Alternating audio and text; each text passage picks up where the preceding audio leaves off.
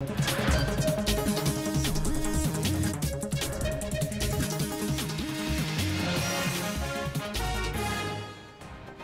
कुटुंबाच्या 3 पिढ्या काँग्रेसशी एकनिष्ठ राहिल्या त्या थोरात कुटुंबावरून आता काँग्रेसमध्ये राजकारण रंगलंय।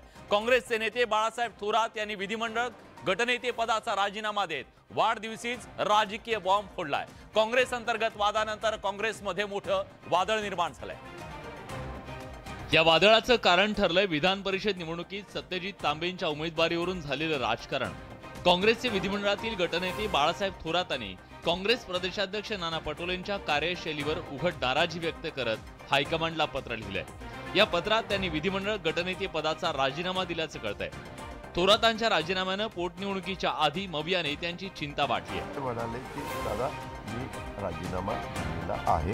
थोरातांच्या राजीनामा अस्त्रानंतर पटोलेंनी मात्र काहीशी नमती भूमिका घेतली आहे। आपल्या हायकमांडकडून मला विचारणा आली नाही। हे मीडियातल्याच बातम्या मला अजूनपर्यंत दिसतात आहेत। भाजपमधून आलेल्या नाना पटोलेंना 4 वर्षात महत्त्वाची 8 पदं का? काँग्रेसमध्ये दुसरे नेते नाहीत का? असा सवाल विचारत काँग्रेसचे आमदार आशिष देशमुखांनी खर्चा आहेर दिलाय। त्यामुळे भारत जोडोची सांगता होताच काँग्रेस अंतर्गत लाथाळ्यांनी काँग्रेस पुढे नवा पेच निर्माण केलाय। वाढदिवसाच्या दिवशी थोरातांनी राज्यातल्या पक्ष नेतृत्वावर नाराजी व्यक्त केली। त्यात पक्ष नेतृत्वानं थोरातांना वाढदिवसाच्या शुभेच्छा दिल्या। म्हणतात ना, राजकारणात कुणी कुणाचा कायमचा शत्रू किंवा मित्र नसतो। कारण सत्यजित तांबे प्रकरणावरून बाळासाहेब थोरात नाराज आहेत। आपल्या नाराजीचा खलिताही त्यांनी पक्षश्रेष्ठींकडे पाठवलाय। त्यांच्या नाराजीच्या मुळाशी नाना पटोले आहेत। थोरातांनी पटोलेंवर निशाणा साधला असला तरी नाना पटोलेंनी मतभेद विसरत ट्विट करत थोरातांना शुभेच्छा दिल्या। सर्वप्रथम आज बाळासाहेबांचा वाढदिवस आहे, त्यांना मी शुभेच्छा देतो, त्यांना दीर्घायुष्य लाभो। आता पटोलेंचं हे हॅपी बर्थडे विश थोरात स्वीकारतात की त्यांचा अबोला कायम राहतो हे येणाऱ्या काळात कळेल। चिंचवड पोटनिवडणुकीचं चित्र आता स्पष्ट झालंय। या ठिकाणी मवियाकडून राष्ट्रवादीचे नाना काटे यांना रिंगणात उतरवण्यात आलंय। भाजपच्या अश्विनी जगताप यांच्याशी त्यांचा थेट सामना होणार आहे। मात्र नाना काटेंसाठी ही लढत सोपी असणार नाहीये। पिंपरी चिंचवडमध्ये मवियाला नाराजीचं ग्रहण लागलंय। मवियाचे राहुल कलाटे नाराज आहेत। त्यांच्या नाराजीचं कारण ठरलंय ते राष्ट्रवादीचे नाना काटे यांना दिलेली उमेदवारी। विशेष म्हणजे काटे यांचा उमेदवारी अर्ज भरताना राष्ट्रवादीने जोरदार शक्ती प्रदर्शन केलं। काटे आणि कलाटेंचे कार्यकर्ते यावेळी आमने सामने आले। घड्याळाच्या चिन्हावरचाच उमेदवार असेल। बिनविरोध निवडणूक करण्याचं भाजपचं आव्हान मवियानं या निवडणुकीत धुडकावून लावलंय।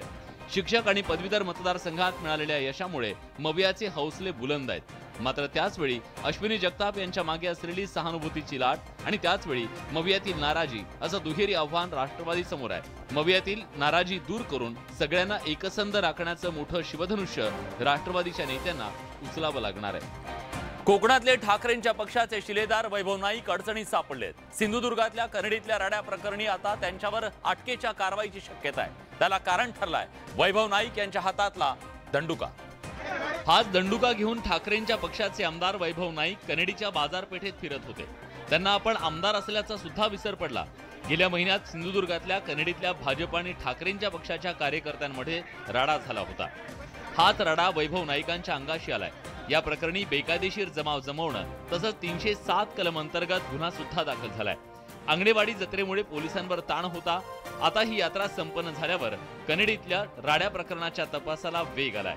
वैभव नाईक यांना या प्रकरणी कधी अटक होण्याची शक्यता आहे। ठाकरेंच्या पक्षाच्या 2 आमदारांची नुकतीच एसीबी चौकशी झाली। त्यामुळे कोकणात सध्या एकाच गोष्टीची हवा आहे। रत्नागिरीत तर जिकडे जावं तिकडे एसीबी आणि फक्त एसीबी पाहायला मिळते। कारण रत्नागिरीत कुठल्याही सरकारी कार्यालयात गेलं की एकच नाव ऐकायला मिळतंय, ते म्हणजे एसीबी। पोस्ट ऑफिस, ग्रामपंचायत, पंचायत समिती आणि जिल्हा नियोजन कार्यालयात फक्त चर्चा आहे एसीबीची। ठाकरेंच्या पक्षाचे आमदार राजन साळवींची एसीबी चौकशी सुरू आहे। या प्रकरणी साळवी आणि त्यांच्या पीएनची एसीबीने चौकशी केली। त्यानंतर साळवी यांनी सुचवलेल्या कामं सुद्धा एसीबी चौकशीच्या फेऱ्यात सापडली आहेत। एकदा काय ते तुम्ही आमचं शोधून आम्हाला गुन्हा दाखल करा। रत्नागिरीत उदय सामंतांना टक्कर देण्यासाठी ठाकरे पक्ष उदय बनेंना रिंगणात उतरवणार आहे। मात्र याच बनेंनाही एसीबीची नोटीस आली आहे। साळवींशी असलेल्या जवळीकीमुळे बनेंना नोटीस बजावण्यात आली आहे। त्यातच आमदार वैभव नाईकांची सुद्धा एसीबी चौकशी होतीये। त्यामुळे भ्रष्टाचारासंदर्भातील चौकशी आहे की यात राजकारण, याची चर्चा रंगली आहे। शाळा कॉलेजच्या मुलांमध्ये भांडणं होतात। या भांडणानंतर एकमेकांना धमकावलं जातं। तू धमकी दिलीये, तुला बघून घेतो असं बोललं जातं। यात आता आमदार सुद्धा मागे नसल्याचं समोर आलं। आता नेते मंडळीही सध्या कॉलेजच्या पोरांसारखं वागू लागली आहेत। बाळापूरचे ठाकरे पक्षाचे आमदार नितीन देशमुख यांना 2 दिवसांपूर्वी अज्ञातानं फोनवरून जिवे मारण्याची धमकी दिली। मग काय, आमदार महोदयांनी मीच मुंबईला येतो, तुला काय करायचं ते कर असं खुलं चॅलेंज फोन करणाऱ्याला दिलं। त्यानुसार देशमुख साहेब सकाळीच मुंबईतल्या नरिमन पॉइंटला पोहोचले। धमकावणाऱ्याची देशमुख वाट पाहू लागले। तो येईना म्हणून आमदार महोदयांनी व्यायाम केला, ध्यान केलं। इतकंच नाही तर नरिमन पॉइंटला फेरफटका सुद्धा मारला, मात्र धमकावणारा काही पोहोचलाच नाही।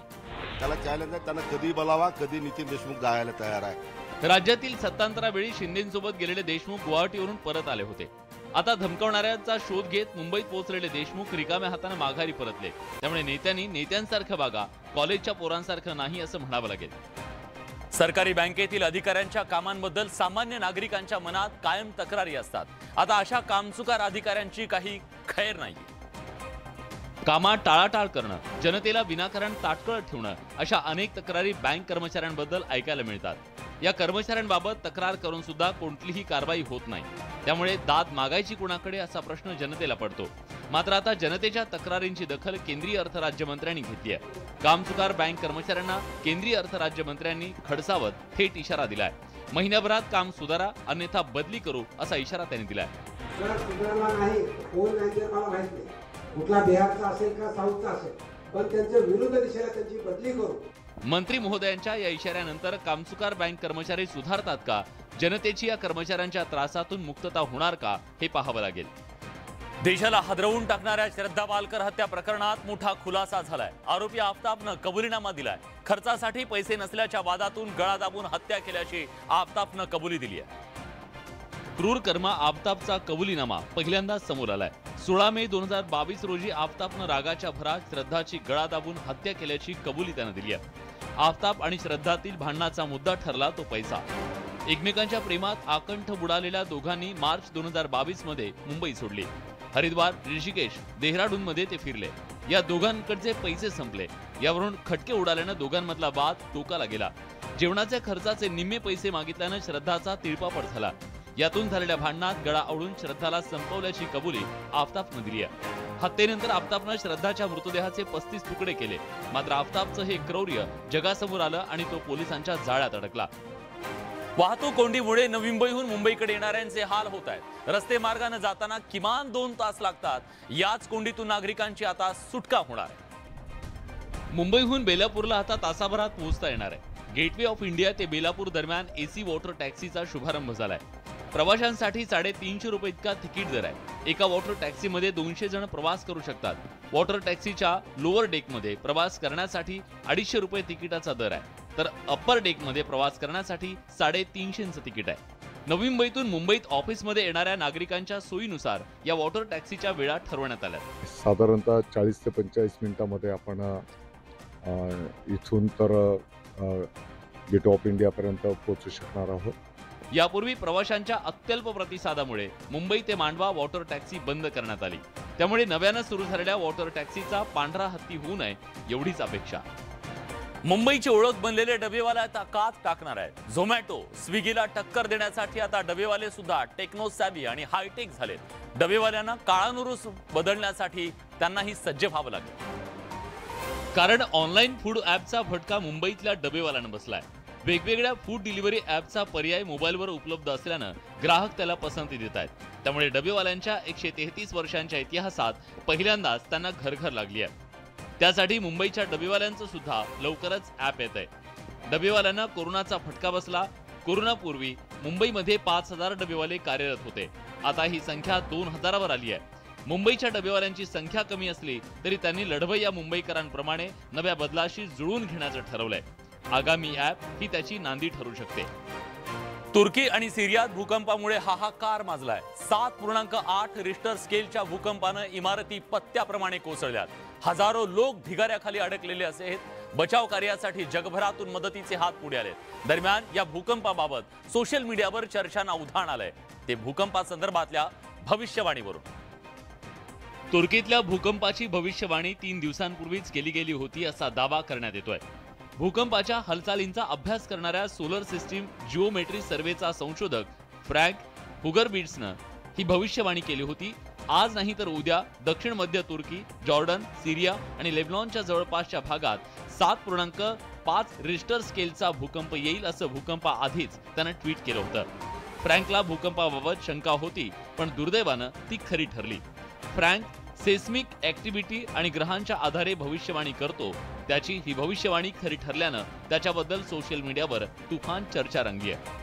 भूकंपामुळे तुर्कीत हाहाकार उडालाय. भूकंपानं उद्ध्वस्त झालेल्या तुर्कीला भारतानं मदतीचा हात देत माणुसकीचा धर्म निभावलाय. तुर्कीत भूकंपाच्या धक्क्यानं न भूतो न भविष्यती अशी हानी झाली आहे. हजारो इमारती जमीनदोस्त झाल्यात. अनेक जण ढिगाऱ्याखाली अडकलेत. संकटात सापडलेल्या तुर्कीला भारतानं मदतीचा हात पुढे केलाय. भारतानं तुर्कीत मदत आणि बचाव कार्यासाठी एनडीआरएफच्या टीम पाठवल्यात. या टीममध्ये एनडीआरएफचे सर्च आणि रेस्क्यू टीमचे जवान, डॉक्टरांसह वैद्यकीय साहित्य हे विशेष विमानातून तुर्कीला पाठवण्यात आलंय. जो अर्थक्वेक का वहाँ पे त्रासदी हुआ है उसमें जो सर्च एंड रेस्क्यू ऑपरेशन होंगे उसको हम वहाँ पे परफॉर्म करेंगे. पंतप्रधान नरेंद्र मोदींनी तुर्कीतील भूकंपात नुकसान झालेल्यांना शक्य होईल ती मदत करणार असल्याचं म्हटलंय. कोरोना असो की इतर कुठलीही आपत्ती, भारतानं यापूर्वी सुद्धा संकटात सापडलेल्या देशांना मदत पाठवत माणुसकीचा धर्म निभावलाय. अभिनेता सिद्धार्थ मल्होत्रा आणि अभिनेत्री कियारा आडवाणी विवाह बंधनात अडकणार आहेत. जैसलमेर मधल्या सूर्यगड पॅलेस मध्ये त्यांचा शाही विवाह सोहळा पार पडणार आहे. सिद्धार्थ कियाराच्या लग्नाची सध्या जय्यत तयारी करण्यात आली आहे. सिद्धार्थ कियाराच्या लग्नापूर्वीच्या विधींना कालपासून सुरुवात झाली. राजस्थानातील जैसलमेरमध्ये सूर्यगड पॅलेसमध्ये दोघांचा शाही विवाह सोहळा पार पडतोय. या ठिकाणी दोघांच्या संगीताचं सुद्धा आयोजन करण्यात आलं. त्यांच्या संगीतासाठी सूर्यगड पॅलेसमध्ये आकर्षक विद्युत रोषणाई करण्यात आली. सिद्धार्थ आणि कियाराच्या लग्नासाठी सूर्यगड पॅलेस हा बुक करण्यात आलाय. हा पॅलेस गुलाबी आणि पिवळ्या लाईट्सनं उजळून निघाला. या लग्नासाठी दिग्गजांनी हजेरी लावली आहे. अवघ्या काही दिवसांवर आलेल्या व्हॅलेंटाईन डेचे प्रेमी जोडप्यांना वेध लागले. आपल्या प्रिय व्यक्तीसोबत सेलिब्रेशन करणाऱ्या या दिवसाची सुरुवात रोज डेनं होते. रोज डे तसंच व्हॅलेंटाईन वीकच्या निमित्तानं लाल गुलाबाची सध्या बाजारात मागणी वाढली आहे. येत्या काही दिवसांमध्ये गुलाबाचे दर आणखी वाढण्याची शक्यता आहे. त्यामुळे सांगली जिल्ह्यातल्या गुलाब उत्पादकांना अच्छे दिन आलेत. गेली 2 वर्ष कोरोना महामारीचा फटका फुल उत्पादक शेतकऱ्यांना बसला होता. त्यानंतर आता शेतकरी पुन्हा एकदा उभा राहतोय. व्हॅलेंटाईन डेला आणखी काही दिवस आहेत. या दरम्यान बोर्डेक्स प्रजातीच्या ओपन डच या नवीन फुलाला बाजारात मोठ्या प्रमाणात मागणी आहे. आगामी काळात ही मागणी आणखी वाढू शकते. त्यामुळे गुलाबाची विशेष काळजी घेतली जाते. तुम्हाला जेवायला जायचं असेल तर तुम्ही एखादं हॉटेल शोधता, पण अहमदाबादच्या लाल दरवाजा भागात तुम्ही असाल तर तुम्हाला थेट कब्रस्तानात जावं लागेल. कारण लाल दरवाजा भागातलं लकी रेस्टॉरंट चक्क कब्रस्तानात आहे. या हॉटेलमध्ये जेवणाच्या टेबल शेजारी तुम्हाला कबरी दिसतील. हा लकी कॅफे 50 वर्षांपूर्वी सुरू झाला. त्याआधी इथं कब्रस्तान होतं. या कबरी भोवतालच्या झाडाखालचा चहा फेमस झाला. त्यानंतर या कबरी भोवतीच लकी कॅफे सुरू झालं. तिथला बन मस्का खाण्यासाठी अहमदाबाद मधून नाही तर संपूर्ण देशभरातून पर्यटक अहमदाबादेत येतात. भारत आणि ऑस्ट्रेलिया क्रिकेट संघ गावस्कर बॉर्डर ट्रॉफीसाठी येत्या 9 तारखेला भिडणार आहे. दोन्ही संघांसाठी ही मालिका अतिशय महत्त्वाची असणार आहे. पराभवाची ही मालिका खंडित करून भारतात विजय मिळवण्याच्या मोहिमेवर पॅट कॅमिन्सनच्या नेतृत्वाखाली ऑस्ट्रेलियाचा संघ भारतात दाखल झालाय. नागपूरच्या जामठा क्रिकेट ग्राउंडवर पहिली कसोटी होणार आहे. दरवेळीप्रमाणे फिरकीच्या जाळ्यात अडकवून कांगारूंची शिकार करण्याचा भारताचा प्रयत्न असणार आहे. आर अश्विन, जडेजाच्या फिरकीचा सामना ऑस्ट्रेलियाचे फलंदाज कसे करतात याकडे तमाम क्रिकेट रसिकांचं लक्ष लागलंय. विशेष म्हणजे या मालिकेत दिमागदार विजय मिळवल्यास भारताचा वर्ल्ड टेस्ट चॅम्पियनशिपच्या अंतिम लढतीत खेळण्याचा मार्ग मोकळा होणार आहे. सध्या सगळ्यांचं लक्ष भारत ऑस्ट्रेलिया कसोटी मालिका आणि विराट कोहलीच्या खेळीकडे लागलंय. मात्र कोहली सध्या विराट टेन्शन मध्ये आहे. कोहलीच्या विराट चिंतेचं कारण ना फॉर्म आहे ना ऑस्ट्रेलियन चॅलेंज. कोहली त्याच्या मोबाईलमुळे चिंतेत आहे. कोहलीचा नवा करा मोबाईल हरवलाय. मात्र हाच मोबाईल शोधण्यासाठी कोहलीनं नेटकऱ्यांना मदत मागितली आहे. कोहलीच्या ट्विटनंतर त्याला भन्नाट रिप्लाय येत आहेत. आईस्क्रीम ऑर्डर करण्यासाठी बहिणी अनुष्काच्या फोनची मदत घेऊ शकता असं उत्तर झोमॅटोनं दिलंय. तर आता खेळावर लक्ष केंद्रित करशील असा मिश्किल रिप्लाय एकानं दिलाय. आता कोहलीचा मोबाईल खरंच हरवलाय की कुठल्या जाहिरातीसाठी विराटचा हा स्टंट आहे, लवकरच कळेल. या घडीची एक मोठी बातमी, ब्रेकिंग न्यूज आपल्यापर्यंत पोहोचतीये. कोकणामध्ये पत्रकार शशिकांत वारिसे यांच्या अपघाती मृत्यूमुळे गूढ निर्माण झालंय. या अपघातामागे घातपाताचा संशय व्यक्त करण्यात येतोय. कोकणात पत्रकाराच्या अपघाताचं मृत्यूचं हे गूढ आज दिवसभर आहे आणि रिफायनरीच्या वादातून घातपाताचा हा संशय व्यक्त केला जातोय। रिफायनरी समर्थकांवर घातपाताचा आरोप आहे। सदोष मनुष्यवधाचा गुन्हा सुद्धा दाखल करण्यात आलेला आहे आणि आता या संपूर्ण प्रकरणाचं गूढ उकडणं पोलिसांसमोरचं एक मोठं आव्हान असणार आहे। एका पत्रकाराचा झालेला घातपातातला हा मृत्यू निश्चितपणे अनेक प्रश्न निर्माण करतोय आणि या सगळ्या प्रश्नांची उत्तरं पोलिसांना पोलीस तपासातून द्यावी लागणार आहेत। कारण आज कोकणामध्ये एका पत्रकाराचा अपघातामध्ये जो मृत्यू झालेला होता तो संशयास्पद होता, कारण ज्या गाडीनं धक्का दिलेला होता या पत्रकाराच्या गाडीला ते सगळं संशय निर्माण करणार आहे।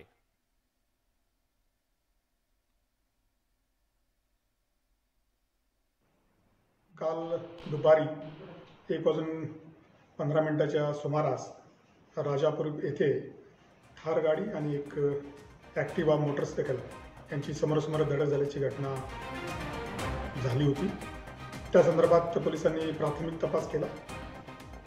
त्या संदर्भातल्या माहिती घेता पोलिसांनी सुरुवातीच्या काळात सदोष मनुष्यवधास कारणीभूत ठरू शकेल अशा प्रकारच्या घटनेची नोंद घेतली। त्यानंतर पोलिसांनी सदोष मनुष्यवध बहादवी कलम 304 अन्वये गुन्हा दाखल करून आरोपी तात्काळ अटक केलेला आहे। या घडीची आणखीन एक मोठी राजकीय बातमी। वरळीमध्ये उद्धव ठाकरेंच्या शिवसेनेचा बालेकिल्ला म्हणून ओळखला जातो। या बालेकिल्ल्यात काही दिवसांपासून खिंडार पाडलं सुरू आहे। त्यात गेल्या 2 दिवसापासून आमदार आदित्य ठाकरेंनी सातत्यानं मुख्यमंत्री एकनाथ शिंदेंना डिवचलंय। त्यामुळे चिडलेल्या शिंदेंच्या पक्षाकडून एकनाथ शिंदेंच्या भव्य नागरी सत्काराचं आयोजन इथे करण्यात आलंय। हा सत्कार सोहळ्याची जय्यत तयारी करण्यात आली आहे। वरळी स्पोर्ट्स क्लबच्या मैदानावर हा सत्कार सोहळा पार पडणार आहे। गेल्या कित्येक दिवसांपासून आदित्य ठाकरे हे सातत्यानं गद्दार असं म्हणत शिंदे गटावर टीका करतायत। या टीकेला मुख्यमंत्री एकनाथ शिंदे उत्तर देतात का हे पाहणं महत्त्वाचं आहे। त्यामुळे त्यांच्या भाषणाकडे सुद्धा लक्ष लागलेलं आहे। त्याचबरोबर जोरदार असं शक्ती प्रदर्शन करण्यात आलंय। स्थानिक कोळी बांधवांकडून मुख्यमंत्री आणि उपमुख्यमंत्र्यांचं जोरदार स्वागत करण्यात आलेलं आहे। मुंबईच्या कोस्टल रोडच्या संदर्भातले कोळी बांधवांचे जे प्रश्न होते त्या सगळ्या प्रश्नांची सोडवणूक केल्यामुळे कोळी बांधवांमध्ये सध्या उत्साहाचं वातावरण आहे आणि त्यामुळेच मुख्यमंत्री आणि उपमुख्यमंत्र्यांचं जल्लोषात स्वागत करण्याची तयारी ही आज कोळी बांधवांकडून करण्यात आलेली आहे। वाजत गाजत नाचत आणि त्याचबरोबर बँडच्या तालावरती त्यांचं स्वागत केलं जात आहे। आज त्यांचा जाहीर सत्कार केला जातोय। सत्काराला भाजप नेते सुद्धा उपस्थित राहणार आहेत। थोड्याच वेळात शिंदे फडणवीस ही सभा घेणार आहेत आणि या सभेच्या माध्यमातून मुख्यमंत्री आणि उपमुख्यमंत्री नेमकं शिवसेना उद्धव बाळासाहेब ठाकरे पक्षावरती कसा निशाणा साधतात हे पाहणं महत्त्वाचं आहे। कारण दोन्ही पक्षांमध्ये गेल्या काही दिवसांपासून जे वाक युद्ध रंगलेलं आहे, आव्हान प्रति आव्हानं दिली जात आहेत। या सगळ्या आव्हान प्रति आव्हानाला नेमकं कसं प्रत्युत्तर दिलं जातं याची उत्सुकता सगळ्यांना आहे। कारण मुख्यमंत्री उपमुख्यमंत्री थेट बालेकिल्ल्यात आहेत। आजच्या या सगळ्या बुलेटिनमध्ये आपण इथेच थांबतोय, पण आमचं हे नवं बुलेटिन तुम्हाला कसं वाटतंय आम्हाला नक्की कळवा। दररोज भेटूया 6:54 फक्त न्यूज 18 लोकमतवर, फक्त बातम्या बघण्यासाठी। होय, 100% बातम्या बघण्यासाठी।